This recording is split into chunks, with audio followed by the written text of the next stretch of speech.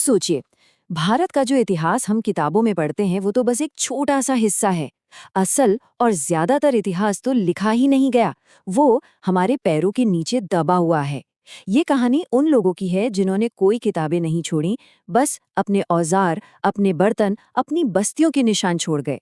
तो चलिए, आज इस अनकही कहानी को परत दर परत खोद कर निकालते हैं। देखिए, ये बात बिल्कुल सही है कि इतिहास कोई एक कहानी नहीं है, बल्कि कई कहानियों का एक संगम है। और मजे की बात तो ये है कि इनमें से बहुत कम ही लिखी गई हैं। तो असली सफर तो उन खोई हुई कहानियों को सामने लाने का है, जो जमीन के नीचे दबी हुई हैं। तो अब सवाल ये उठता है कि आखिर बिना शब्दों वाली कहानी को पढ़ा कैसे जाए। मतलब, जब कोई किताब ही नहीं, कोई लिखा हुआ रिकॉर्ड ही नहीं, तो हम हजारों साल पहले की जिंदगी को समझेंगे कैसे? हम्म इसका जवाब जानते हैं क्या है? वो मिट्टी में, पत्थरों में और हड्डियों में छिपा है। तो ठीक है, चलिए अपनी खुदाई शुरू करते हैं।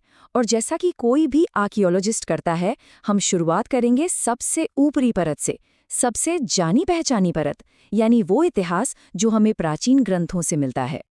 अब देखिए, हमारे पास वेद है, महाभारत और रामायण जैसे महान साहित्यिक ग्रंथ हैं।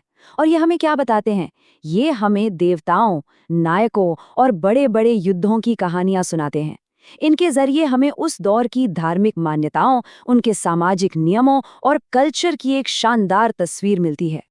लेकिन यहीं पर असली चुनौती शुरू होती है। जानते हैं क्यों?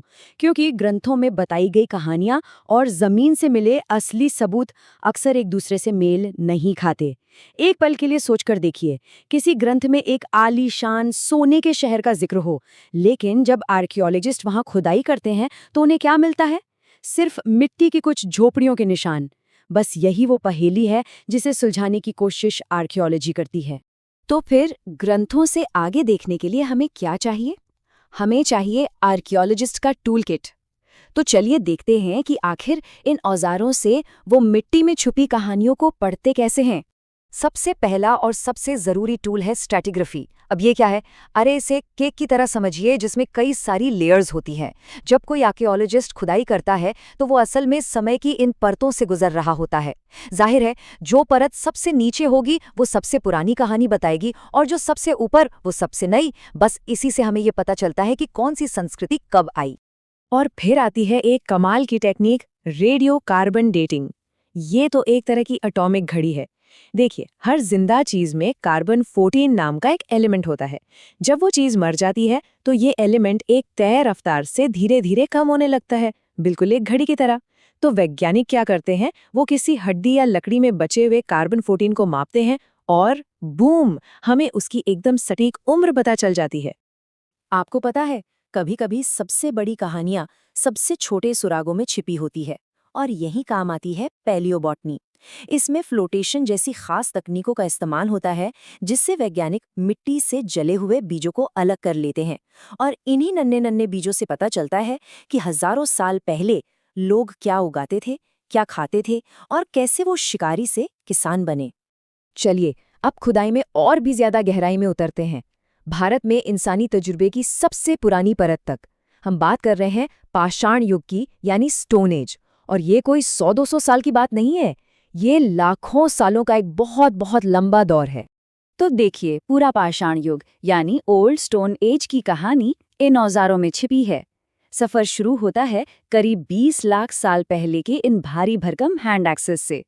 फिर जैसे जैसे वक्त गुजरता है, औजार छोटे और बेहतर होते जाते हैं। मध्यपुरा पाषाण काल में हमें ये फ्लेक टूल्स मिलते हैं जो ज्यादा नुकीले हैं, और फिर करीब 40,000 साल पहले तक आते आते ब्लेड जैसी धारदार चीजें भी बनने लगती हैं। मतलब, हर औजार अपने आप में उस वक्त के इंसान की सोच और उसकी जरूरतों के विकास की एक पूरी कहानी है। और फिर पत्थर पर हमें सिर्फ औजार ही नहीं मिलते, हमें मिलती है कला। भीमबेटका की ये रॉक पेंटिंग्स, ये मेसोलिथिक यानी मिडिल स्टोन एज के इंसानों के दिमाग में झांकने की एक खिड़की जैसी है। पता चलता है कि वो सिर्फ जी नहीं रहे थे, वो अपनी दुनिया को महसूस कर रहे थे और उसे इन दीवारों पर उतार रहे थे। शिकार का रोमांच, एक साथ मिलकर नाचना, रस्में मनाना, ये सब कल्चर की पहली और शायद सबसे अद्भुत झलक है। अब जरा इन छोटी छोटी चीजों पर गौर कीजिए, क्योंकि ये एक बहुत बड़े बदलाव की तरफ इशारा कर रही हैं। ये जो माइक्रोलिथ हैं, यानी एकदम छोटे पत्थर के औजार, ये बताते हैं कि शिकार करने की तकनीकें अब पहले से बेहतर हो गई थीं। शुतुरमुर्ग के अंडे के छिलके से बने ये मोती, ये दिखाते हैं कि लोगों में सजने संवरने की चाहत थी। और सबसे जरूरी, कब्रों में शवों के साथ रखा गया सामान, ये इस बात का पहला पक्का सबूत है कि वो लोग शायद मौत के बाद की जिंदगी में भी यकीन रखते थे। तो चलिए अब हम खुदाई की एक और परत नीचे आते हैं और यहाँ हमें जो मिलता है वो इंसानी इतिहास के सबसे बड़े बदलावों में से एक का सबूत है। ये है खेती की शुरुआत। इसे हम कहते हैं नवपाषाण क्रांति, अ रियल नियोलिथिक रेवोल्यूशन। और इस पूरी क्रांति का सबसे बड़ा सिंबल क्या है? मिट्टी का ये बर्तन। देखने में बहुत साधारण लगता है ना, लेकिन यकीन मानिए इसने सब कुछ बदल कर रख दिया। क्योंकि पहली बार इंसान अनाज को स्टोर कर सकता था। इसका मतलब अब उन्हें रोज रोज खाने की तलाश में भटकने की जरूरत नहीं थी। और बस इसी एक बर्तन ने स्थायी गांवों और एक बिल्कुल नई तरह की जिंदगी की नींव रखी। पर एक बात और, ये क्रांति पूरे भारत में एक ही तरह से नहीं हुई। आर्कियोलॉजी हमें बताती है कि उत्तर पश्चिम की उपजाऊ घाटियों में लोगों ने गेहूं और जौ उगाना शुरू किया। वहीं दूसरी तरफ दक्षिण के सूखे इलाकों में बाजरा उनकी मेन फसल बना। ये साफ साफ दिखाता है कि कैसे अलग अलग जगहों के भूगोल ने वहां के लोगों की जिंदगी को अलग अलग तरीके से गढ़ा। तो अब तक हमने जो भी टुकड़े जमा किए हैं, चलिए उन्हें जोड़कर देखते हैं।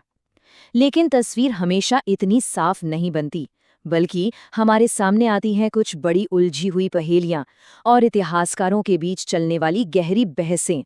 और ये शायद भारतीय इतिहास की सबसे बड़ी पहेली है।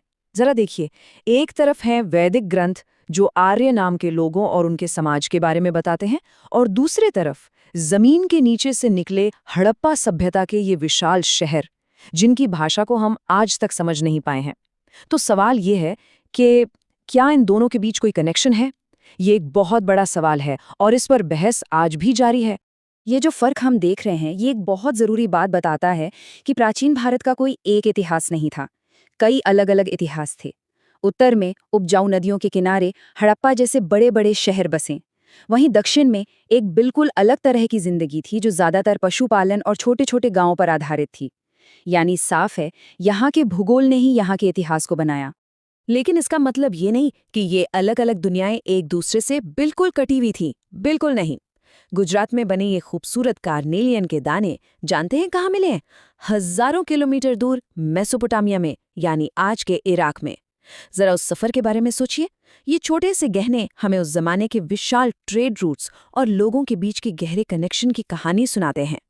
तो क्या हमारी खुदाई यहाँ खत्म हो गई? नहीं। और यही सबसे जरूरी बात है जिसे समझना होगा। इतिहास कोई पत्थर की लकीर नहीं है। अतीत के बारे में हमारी समझ लगातार बदलती रहती है। क्यों? क्योंकि हर नई खोज इस कहानी में एक नया पन्ना जोड़ देती है। जरा इन दो तस्वीरों को एक साथ देखिए। एक तरफ हैं हजारों साल पहले के शिकारी की बनाई हुई सीधी साधी लकीरें जो शायद जीने के संघर्ष को दिखाती हैं, और दूसरी तरफ सदियों बाद बनी ये सजी धजी देवी की मूर्ति।